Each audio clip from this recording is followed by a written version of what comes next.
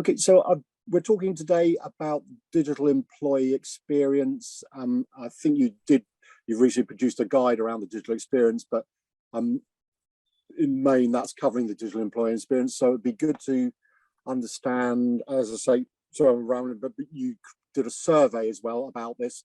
So my first question, I'll get to it, is what did it uncover in terms of who's doing what? So are there sort of leaders, laggers? What's the digital experience landscape look like? So I'd like to thank you for your question, Philip. I'd like to take it actually a few steps backwards where this whole thing came from, where DEX, it's a new nascent category, a digital employee experience, but it's all rooted basically from the customer experience, I would say. So as I'm sure you know, in the past 1 or 2 decades, the focus, everybody wants to be customer obsessed. And so many solutions and startups and really mature companies have focused on improving the customer experience and allowing the C-level of the technology companies or any services companies to assess and be proactive with the customer. But we realize that's not enough, because the customer is really at the end of that funnel. After, let's say, an employee, a call center teller, or somebody even at a store that's you come in and I serve you with a point of sale or with a kiosk or with my iPad as an employee, it starts from there. So it starts from our interaction, physical interaction or digital interaction as myself as a service or technical provider to you as a customer, and it rolls into the end point of where currently most of the companies are centered. So it's customer experience versus the employee experience, and we're really linking it. So we're saying, in order for you, customer obsessed company, to really ensure the full 360 cycle is ticked and that you fully see how the customer is being served, let's start with employees providing the service. Okay, and I mentioned earlier call center. We're talking about even help desk. So you are my customer. We're B2B, so it's enterprise to enterprise or business to business. And you have deployed my software and you have technical issues. It happens, right? So what type of service am I providing you, even in the help desk, in order to improve your customer experience so you won't churn as a customer? And this really is where DEX has rooted and where it starts from. And then the whole COVID and Great Resignation really amplified that. Okay, so the realization that the customer experience starts with the employee who provides that experience, whether it's direct or indirect, was there. And through COVID, we got this amplification and augmentation of that. And quite a lot of CIOs, but not just CIOs, realizing, my God, let's leverage all these toolkits that are around the employee experience to also prevent attrition. And this is where Lakeside comes into play in providing everything that I just described. So we have a strong solution in ensuring that your experience with the ticketing or help desk with your provider or your service provider, etc., is seamless. That when you do open a ticket, you get a quick response that really solves your issues. Okay, so this is where we help the help desk, if it's level 1 or level 2, get access quickly to information or data that's sitting on your machine. Okay, that's sitting on your machine that's actually maybe creating that technical issue to start with.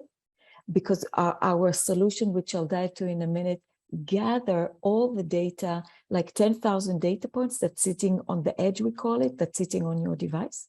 So this is where we act on level 1, level 2, but we can be preemptive and actually prevent from Philip opening a ticket in the first place by leveraging our solution for predictive maintenance, for being able to assess, my God, Philip is just about to experience really low latency and some issues with your VDI, if it's your virtual desktop, leveraging all the wealth of data we have with similar Philips, okay, where we aggregate and do, if you want, some AI or data analysis to help the help desk or the R&D or whoever can impact your experience as a customer or as an employee for that respect proactively.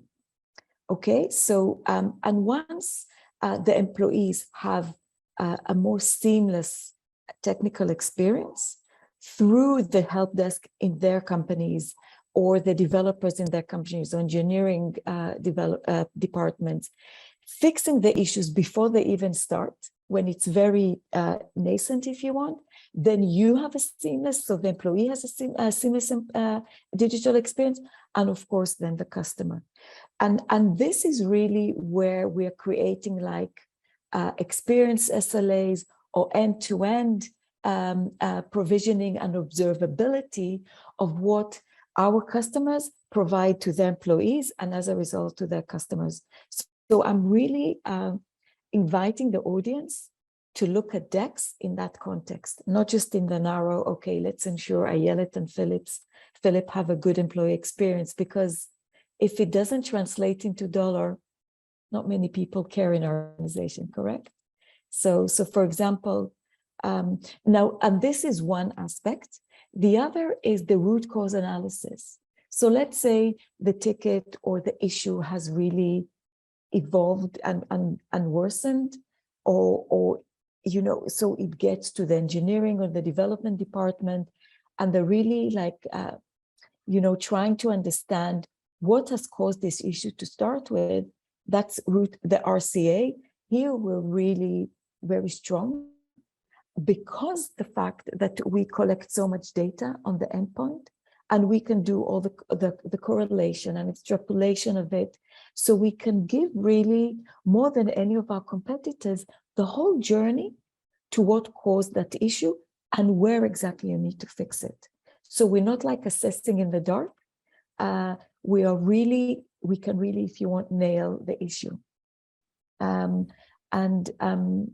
Look, I can talk for England about this topic because I'm really passionate about it, but I'm sure you're aware that the whole of the notion of zero touch is very prevalent, especially in IT, where more and more automation is being introduced.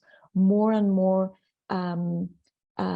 even robotics are introduced in order to solve issues without human intervention, and bringing the human intervention where really the speciality is needed. But even that really sophisticated engineer or really sophisticated L3 individual would still need to make decisions that are data-driven. The more data you have, the more sophisticated the data is, the more insights with the data is provided to that L3 engineer, the quicker and more efficiently he or she can solve the issue. And how do you do that? By collecting as much data as possible that's relevant to the issue and processing it in real time. And this is what we do. So we have a patented solution that allows our agent to sit at the edge. So it sits on every virtual machine or physical machine in this whole landscape that I just described, and collects 10,000 data points every 15 seconds. I would call that real time. And then metadata is pulled into our cloud to do those insights. And the frequency of pulling that metadata is dependable on our customers, and it can range from once a day or every hour. It depends on them. And really the proliferation and the versatility of the data we provide is second to none. And it lends itself to so many things outside the help desk, even outside the virtual desktop.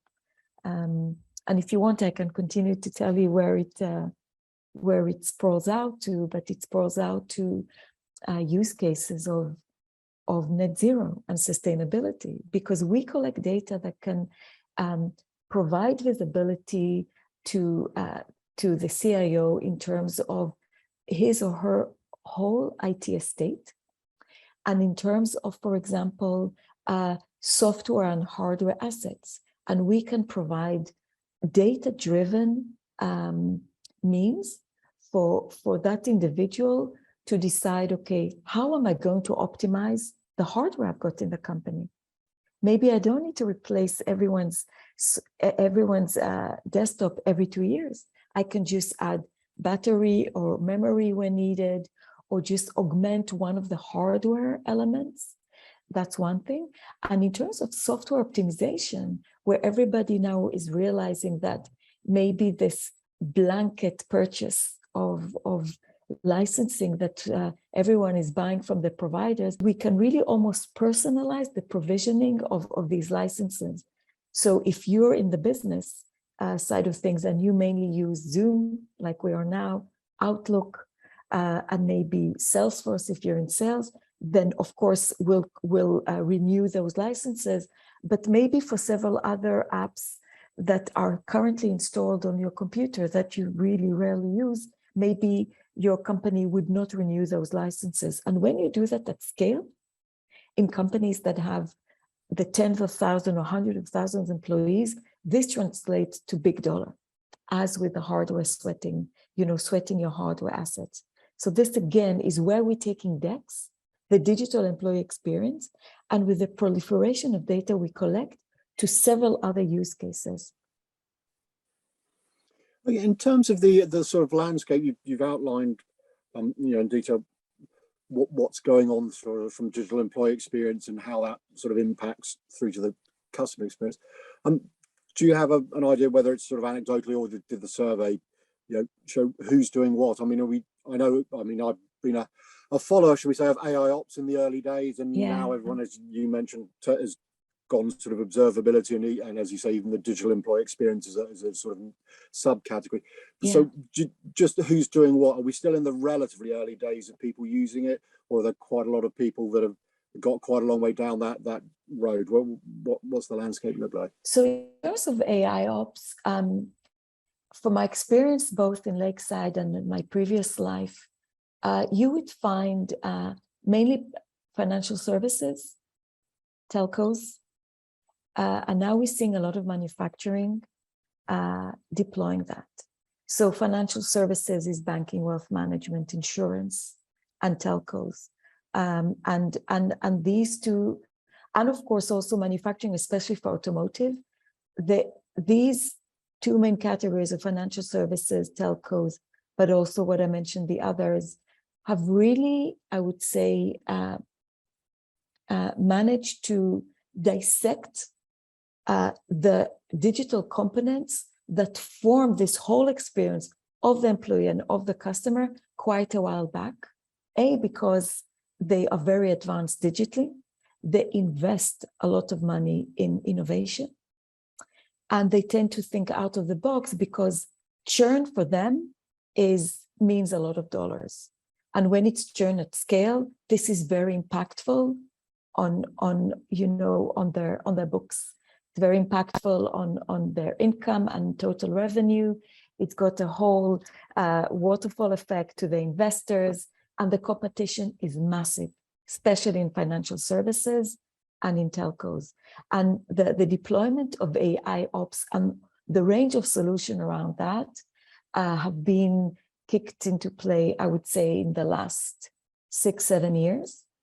And this whole notion of automation and zero touch has really amplified during COVID. COVID has really accelerated a lot of these solutions. If before digital transformation, was like a long process, let's have this beauty parade of all the providers. Now it's not even a question.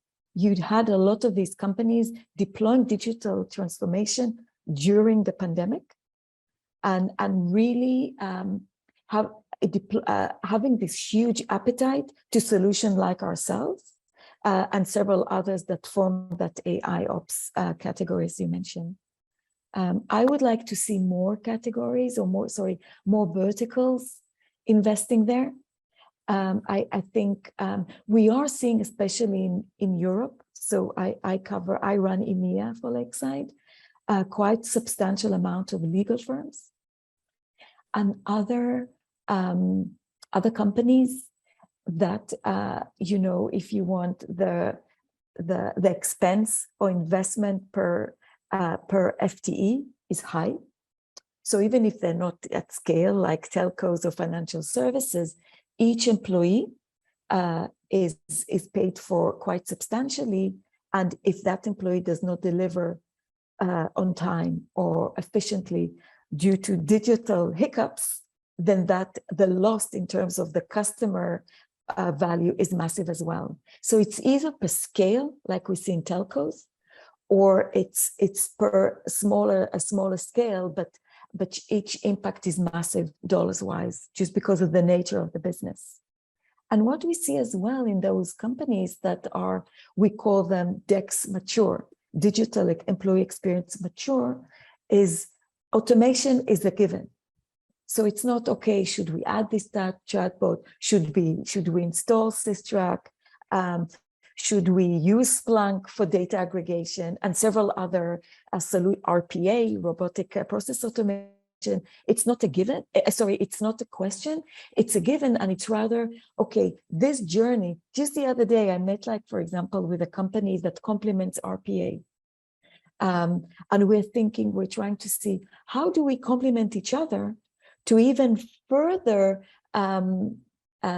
augment this employee to customer experience, digital experience to customer experience, and how can we really help our joint customers to break down that digital journey into components that are attainable, measurable, and are really crystallized. So I know exactly who to employ for my company to actually fix the issue, or which other tools that I have in my arsenal or my portfolio of IT solutions to address to it.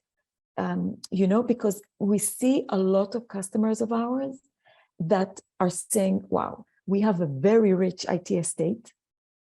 There's sometimes often silos in that IT estate in terms of the technology. We want to actually create more seamless and converge, if you want, discipline of all. Can you help us do that? Because we have really visibility of almost every component in the IT estate of our customers, we can actually help them realize, okay, actually this part of the estate is quite, we'd say, less active. It's quite in a sleepy mode, you're not utilizing it, but if you do utilize these components, you can help another aspect of your IT estate, you know? So, and we can integrate you quite a few of these software solutions there as well. So really, to answer your question, it's about the maturity of digitalization. Once you mature there, and the maturity is also in terms of how much they're willing to invest. You know, it's not just buying one toolkit and that's all. It's really about investing in the integration, and also investing in the right people in their organization to actually make it happen. So our very, very mature customers have specific teams that are dedicated to DEX, to digital employee experience, and they have the speciality in our tools and in other tools that complement our solution, again, to create that 360 journey, internally and externally to their customer. Yeah, I hope this answers the question. Mm-hmm. Yep, and in terms of the digital employee experience, I'm just trying to understand, are there solutions, if you like, I appreciate that it's part of if you like, an end-to-end solution, mm-hmm. where ultimately, you know, better customer service, the customer experience improvement, but are there specific sort of digital employee experience solutions? Is that what you do, or is it a sort of subset, I say, of an AI ops type solution or observability solution? And also, if I can ask a sort of part two, that landscape has people coming from the sort of network environment. I think there are some people that come from the sort of application performance, and then there are people, you reference Splunk, for example, but, you know, there's a sort of the whole data picture. So, so I suppose, are there specific digital employee experience packages, or are they, you know, parts of observability? And just thoughts on, is there a best approach for observability, or all the different, you know, approaches equally viable. Does that make sense? Totally makes sense, and I appreciate that. So in terms of what we provide, our solution is quite all-encompassing, and it's quite expansive with the touch points that we provide across all these stages or all these components you've mentioned. So we have a part of our solution really addresses simply the help desk. So that's really the ticketing, if you want. That's where we help our customers act quicker, okay? And then there's the predictive element that I mentioned earlier, where we gather data from various tools, some of them you just mentioned, and from the endpoint, and provide this root cause analysis and predictive maintenance. And we can have, again, everything that I mentioned here is data-driven, and I'll talk about the data in a minute, can provide the picture all in all in terms of observability, especially for executive level, and also for aspects that are outside the digital employee experience, okay? And that's purely in terms of optimization of software assets. So I'm, as an employee, only interested in how, I don't know, Microsoft 365 toolkit is responding, both in terms of latency and performance, as you mentioned there. I don't really care how many employees in my company are using it and what is the expenses there, because every employee is looking at their own little, you know, if you want, cave of their laptop here.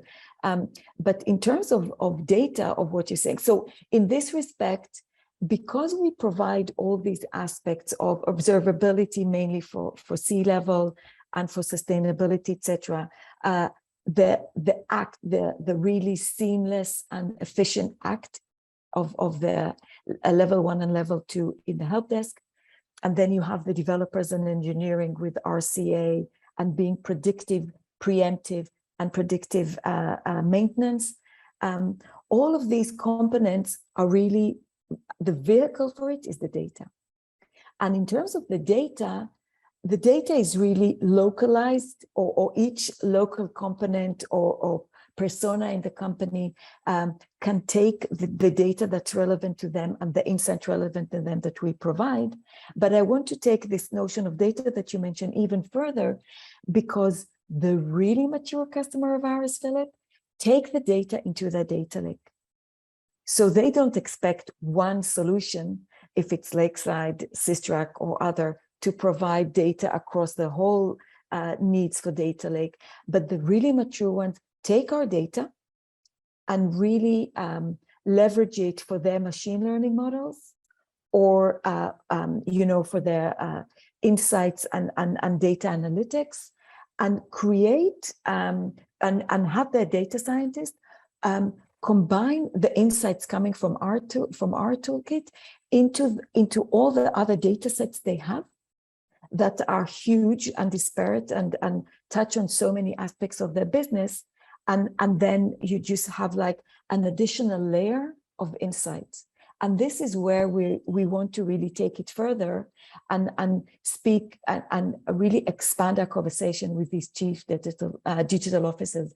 As you know, this part of the business, again, I personally saw that during the pandemic has really became prominent, in a way a bit political as well, because suddenly every C-level or every VP of business unit, even not just IT, realize, my God, I want to have part of that data. I want to have those insights so I can do my job better and provide a more efficient service to my internal customers and my external customers. So absolutely. And just, I mean, you've referenced the pandemic, and before it, I mean, people were, the idea of hybrid work was beginning to take, place anyway, yeah. But the pandemic accelerated it.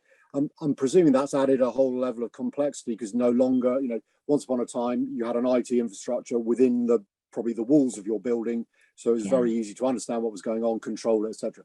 Now you've got possibly thousands of employees sat in different environments. You're also probably accessing a cloud which you may or may not have some visibility in. So at the same time as obviously this subject is growing in importance, is it actually becoming more difficult to control and therefore optimize the digital employee experience and by extension the customer experience, because so you actually have in some ways less control of your environment than you might have had a few years ago? So that's a great question, and again, thanks to our edge architecture solution, we can help those customers. We can provide visibility to that last mile. So I'm sitting today. I chose to work from home just because of the nature of my diary today, and I'm sitting with my laptop from work, but I'm sitting on my Wi-Fi. Okay, I'm having this interview not through the VPN. The customers of ours that allow the policy or deploy the policy of bring your own device, that takes, again, what you're saying even a step further. So they're losing the last mile because they're sitting on their own Wi-Fi, like myself, outside the VPN, plus on a laptop that was not provided by the company. So because our solution is easy to deploy, it's an agent that's SaaS-based, and you deploy it from our cloud, and it can be deployed on your phone if that you use that often at work, your iPad, or your computer, your own computer or your work computer. It's installed on what we call that edge device. And then those companies that a bit freaked out, if I can even use that terminology, we provided them a sense of comfort. We provided them a means to actually feel, hey, actually it's as if this customer, this employee is sitting in my four walls of my office. And this has been a huge advantage for Lakeside. And to be honest, I think hybrid is here to stay. I mean, we'll probably go more often to the office, but definitely we all love working from home. It serves us a lot when our diaries are chock-a-block with calls with abroad, etc. And this can give our customers that full visibility and observability 24/7. If they have a 24/7, if they have like a follow the sun or 24/7 employee base, 100%. And in terms of, you used the expression sort of freak out in terms of companies trying to keep. The other thing I think that scares companies is you mentioned zero touch. I mean, clearly there are lots of benefits of automating. And as you say, you're talking about 10,000 data points or whatever it is. If you had enough humans to do that, it would be a very expensive process. Yeah. So people get automation, but do you think there's a level beyond which they get a little bit scared when it comes to things like self-healing networks and the software, your solution deciding and what to do and then actually going and doing it without any human touch? Is that a little bit too sort of sci-fi at the moment for people, or are you finding some of your customers are comfortable with that that sort of level of leaving the the technology do things for them? So again, I think it boils down to the maturity. If it's a solid and mature, not just IT, because it's also the engineering and R&D, then actually they have really, they come to us, or they came to the company I worked previously and actually asked us and are asking today to help them quicken their journey to zero touch. So, and the maturity is not just because they have installed and spent the money on this. It's because they had enough mileage, if you were, with all these solutions, if it's Lakeside and others, to see that actually the processes that cannot be done by humans. In fact, if you insist on keeping the human, you are really walking backwards in terms of your self-healing and zero touch. Those mature customers realize that automation, AI, robotics, self-healing, when it's done with the right toolkits and it's driven by the right data, and data is a whole minefield of itself, and I'll touch upon it in a second. Once that is done properly, actually it augments the human. Because even if I had like an army of 1,000 engineers or 1,000 network engineers, the amount of data of all the data probes and all the data that is collected in the network alone, you just cannot, and the frequency of it, you cannot have humans process it in time, even the smartest of them. And that's the beauty. And I'm a huge ambassador of AI and machine learning. When it's done properly, it helps, it augments your top engineer and your top IT person. It augments a doctor, right? The doctors that we have worked with have realized that once we help them with the more robust and mature AI models and data-driven insights, they do their job quicker, and then it saves lives, you know? So the maturity is here, is not being freaked out from robotics. Let's call it all robotics, okay? And also the mileage in actually having deployed that in the past and realizing, actually, I'm getting better results. So now let's shift it outside my internal ecosystem to how I even serve my customers. And again, I'm going back, I'm a bit repeating myself, but we're seeing that mainly in telcos, financial services, and actually also in healthcare, which is also a huge, quite a large install base of ours. And that's because the human element of it and, you know, the loss of life, etc., is quite pertinent too. But you know what, Philip, this is where things are going. And I think it would be really helpful for those customers. And some of them are huge companies. It's not just the smaller ones. They need to really jump on that innovation horse as soon as possible, or else they stay behind, whether it's to do with DEX or any other solution here. Yes, because if you think, for example, all our experiences as individuals, if it's the Ubers of this world, Amazon, the strong, I don't know, Net-a-Porter, and really solid fashion online, they are all at the very peak of using self-healing. And that's why that's why the stickiness of these apps is so high. And sometimes you go to some insurance companies online, okay, and you know it's a slow and quite unsatisfying experience, right? We go to some of our airlines. Let's not mention the one we use most here, you know. So, and it's not because their IT estate is too slim. It's because maybe they're not using the right toolkits, you know. So yeah, it's a good question. Yeah, maybe sort of as we finish, you've described a lot of sort of scenarios and use cases and stuff, but for folks, because it is for a lot of companies, this is relatively early days. I mean, do you have any thoughts or advice as to? I know the sort of cliche people, process, products, but what sort of advice would you give to companies as they approach this? Do they start small and grow big? Do they try and do it company wide? Yeah, how do they sell it to them? Maybe their employees who, you know, again, around automation, some people are always perhaps a bit nervous that, you know, the robot there is going to end up doing their job for them, etc. So just thoughts as to, you know, how you go about implementing. I love this question.